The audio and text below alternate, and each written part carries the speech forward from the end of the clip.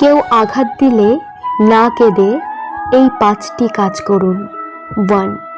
নিজের প্রতি বিশ্বাস রাখুন। 2. নিজেকে কাজের মধ্যে ব্যস্ত রাখুন। 3. ভালো মানুষের সাথে সময় কাটান। 4.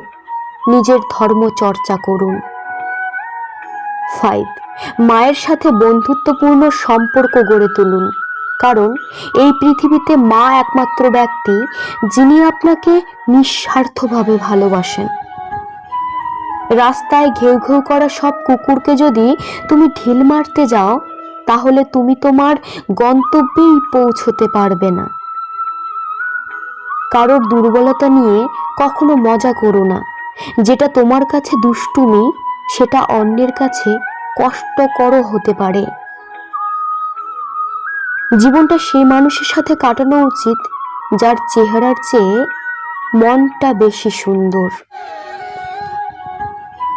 কখনো কাউকে কথা বলার জন্যে বারবার অনুরোধ করার দরকার নেই, কারণ যার কাছে তোমার সত্যিকারের মূল্য থাকবে, সে হাজার ব্যস্ততার মাঝেও তোমাকে সময় দেবে। যেদিন মানুষকে তার মা নয়, তার দায়িত্ব ঘুম থেকে জাগতে বাধ্য করবে, সেদিন জানবে ওই ব্যক্তি পরিবারের দায়িত্ব নেওয়ার জন্যে যোগ্য হয়ে গেছে। জীবনে এমন কাউকে ভালোবাসো যে তোমাকে ভালোবাসতে না পারলেও সম্মান করবে। যদি ভালো পেন্সিল হতে না পারো, তবে সুখের গল্প লেখার ভালো রাবার হও, যেন কারোর দুঃখ মুছে দিতে পারো। শুকনো লঙ্কা খেলেই মানুষের ঝাল লাগে না, উচিত কথা বললেও অনেক মানুষের ঝাল লাগে।